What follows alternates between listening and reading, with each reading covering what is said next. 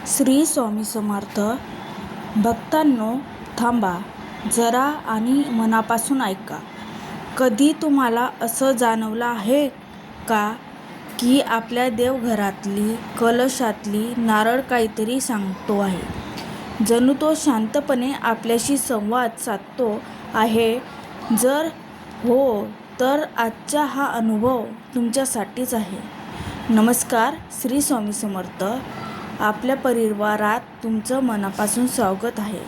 आज आपण अतिशय भावनिक आणि सूक्ष्म विषयावर बोलणार आहोत. देवघरातला कलश आणि त्यावर नारळ नेमकं कोणते संकेत देतो आणि ते संकेत आपल्याला कसे ओळखायचे? भक्तांनो, आपल्या भारतीय संस्कृतीत देवघर हे फक्त पूजा करण्याचे ठिकाण नसते. ते घराचं हृदय असतं, जिथे श्रद्धा असते, जिथे विश्वास असतो, जिथे आपल्या कुलदेवतेचा वास असतो. कलश म्हणजे ब्रह्मांडाचा प्रतीक मानले जाते. या कलशात भरलेले पाणी म्हणजे जीवनशक्ती, आंब्याचे पानं म्हणजे पंचमहाभूत, सुपारी म्हणजे स्थैर्य आणि वर ठेवलेलं नारळ म्हणजे श्रीफळ, पूर्णत्वच आणि शुद्धतेचे प्रतीक. नारळच बाहेरून कठीण कवच आपला अहंकार दाखवत आणि आतला शुभ्र पांढरा गर म्हणजे आपली शुद्ध आत्मा. त्यातले पाणी म्हणजे चैतन्य. म्हणूनच देवघरातली नारळ हा फक्त एक फळ असतो, तो ऊर्जा धारण करणारा केंद्रबिंदू असतो. नारळाचे संकेत ओळखण्याची व्यावहारिक पद्धत आणि श्री स्वामी समर्थाचा आधार. भक्तांनो, आता आपण थोडं व्यावहारिक बोलूया. नारळाचे संकेत असे ओळखायचे आणि त्यांचा अर्थ काय? पहिला संकेत, नारळ खराब होत नाही, वर्षानुवर्षे तसाच राहतो. हे कुलदेवताचे संरक्षणाचे चिन्ह आहे. वैज्ञानिक दृष्ट्या नारळ अँटीबॅक्टेरियल आणि गुणधर्म असतं, पण देवघरात श्रद्धेने ठेवला तर तो दैवी ऊर्जा शोषते आणि टिकतो. दुसरा, नारळ स्वतःहून फुटतो किंवा तडा जातो. हे संकट टाळण्याचे संकेत. श्री स्वामी समर्थ महाराज म्हणतात, देव तुझ्या आधी येतो, तू फक्त विश्वास ठेव. तिसरा, नारळावर अप्रत्यक्ष चिन्हे दिसतात, त्रिशूल, स्वस्तिक किंवा डोळा, हे देवी उपस्थितीचे लक्षण. चौथा, नारळातून हळूहळू पाणी गळत, हे विसरलेल्या नवसाची आठवण. पाचवा म्हणजे नारळ जड वाटतो किंवा हलका वाटतो. जड असला तरी सकारात्मक ऊर्जा, हलका असला तर सावध राहा. आता स्वामी समर्थ च्या शिकवणी जोडूया. ते म्हणतात, नारळ ही श्रीफळ आहे, ते फोडू नका जोपर्यंत मन सांगत नाही. एकदा एका भक्ताला मोठं कर्ज होत, नारळ फुटलं आणि लगेच पैसा आला. दुसऱ्या भक्ताला नारळावर स्वामीचे रूप दिसले आणि घरात शांती आली. हे सर्व संकेत शास्त्रात सांगितले आहेत. गरुड पुराणात नारळाला अमृत फळ म्हटलंय. वैज्ञानिक म्हणतात, नारळ 9 महिने पाणी टिकवतो कारण त्यात इलेक्ट्रोलाइट्स असतात, पण श्रद्धेने ते दैवी बनते. भक्तांनो, रोज सकाळी नारळाकडे पहा आणि 108 वेळा ओम श्री स्वामी समर्थाय नमः जपा. हे जप नारळाला चार्ज करेल आणि संकेत स्पष्ट करतील. जर नारळ हलकासा वाटला तर घर स्वच्छ करा, दान द्या. असं केलं तर संरक्षण कवच मजबूत होईल. हे संकेत दुर्लक्ष केले तर ऊर्जा कमी होते. म्हणून जागरूक राहा आणि श्री स्वामी समर्थाच्या कृपेने तुमचे घर नेहमी सुरक्षित राहील. अनेक घरांमध्ये असा अनुभव येतो की देवघरातले नारळ साधारण नारळासारखा राहत नाही, तो वेगळा भासतो. काही वेळा तो महिनो खराब होत नाही, वास येत नाही, बुरशी लागत नाही, काळेपणा येत नाही आणि ते पाहून मनात एक वेगळीच भावना दाटून येते, जणू कोणीतरी आपल्यावर अदृश्यपणे हात ठेवून म्हणत आहे, घाबरू नको, मी आहे. श्रद्धानुसार हा कुलदेवताच्या संरक्षणाचे संकेत मानला जातो. काही वेळा कोणतीही धक्का न लागता नारळाला तडा जातो. आपण घाबरतो, पण थोडं शांत बसून विचार केला तर मन सांगतं, कदाचित घाबरायचं नाही. संकट त्याने स्वतःवर घेतलं असेल तर अशा वेळी भीती न बाळगता शांतपणे नमस्कार करावा, नामस्मरण करावं आणि कृतज्ञता व्यक्त करावी. कारण भक्तांनो, देव त्रास देण्यासाठी नाही तर त्रास दूर करण्यासाठी येतो. काही घरांमध्ये नारळातून हळूहळू पाणी गळताना दिसतं. ते पाहून मनात प्रश्न येतो की हे का होत आहे? श्रद्धेनुसार हे एक सूचक चिन्ह असू शकते. एखादी विसरलेली परंपरा, एकदा नवस एखादी पूजा जी राहून गेली असेल त्याची आठवण करून देणारा तो संकेत असू शकतो. अशा वेळी घरात शांतता ठेवावी, देवासमोर बसून मन मोकळं करावं आणि जप सुरू करावं. ओम श्री स्वामी समर्थाय नमः असा साधा जपसुद्धा मनाला आधार देतो. स्वामी समर्थ याचं नाव घेतलं की अंतःमरणाला बळ मिळते. भक्तांनो, काही वेळा देवघरात बसल्यावर एक वेगळीच शांतता जाणवते.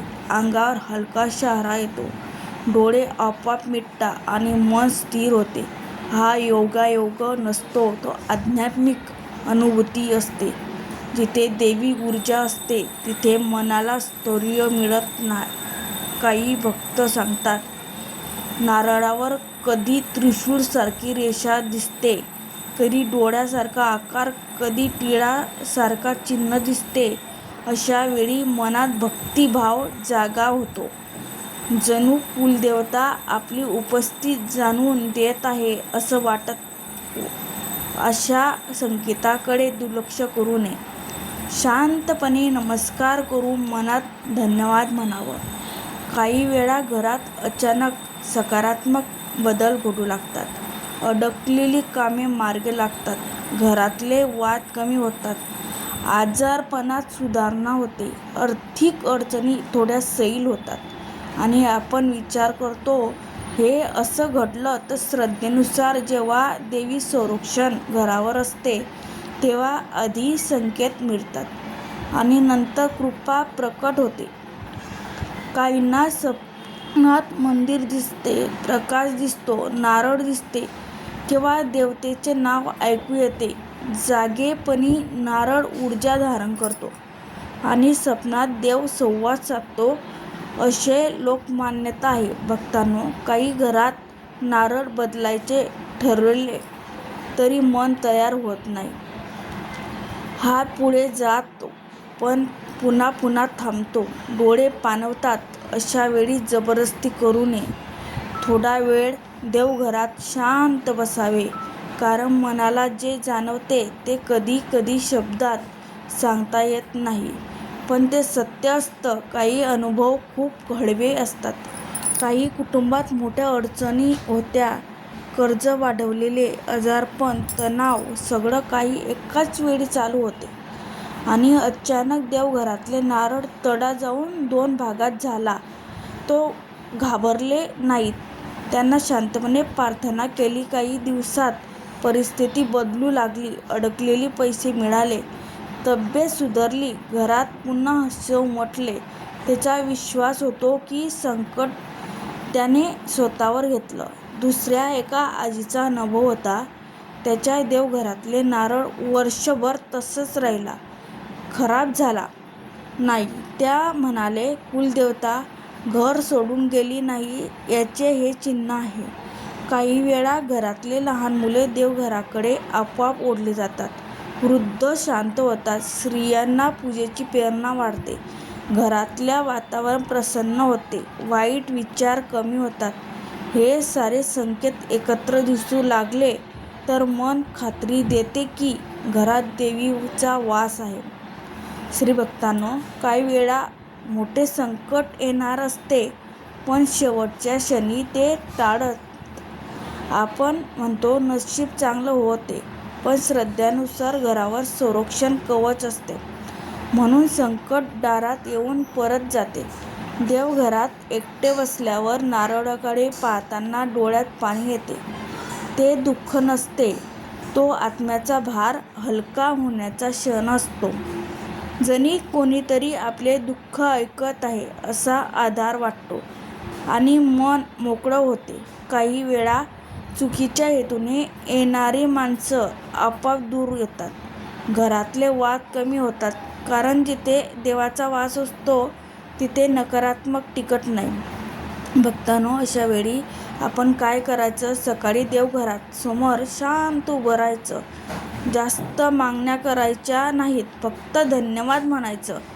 कारण कृतज्ञाने खूप मोठी शक्ती आणि नम्रता ठेवायची, अहंकार सोडायचा. कारण कृपा टिकवायची असेल तर स्वामी समर्थ महाराज सांगायचे, देव दूर शोधू नको, तो आधीच तुझ्या घरात आहे, फक्त विश्वास ठेव. भक्तांनो, आता एक अतिशय महत्त्वाचा भाग मनापासून ऐका, कारण इथेच आपण चुकतो आणि नंतर म्हणतो संकेत समजलंच नाही. कोणत्या चुका टाळायच्या हे समजून घेणं खूप गरजेचं आहे. सर्वात पहिली गोष्ट, नारळाची थट्टा करू नका. काही वेळा घरात कोणीतरी हसतं, म्हणतं, अरे हा तर साधा नारळ आहे, यात काय विशेष आहे? पण भक्तांनो, श्रद्धाच्या जागी विनोद केला की ऊर्जा कमी होते.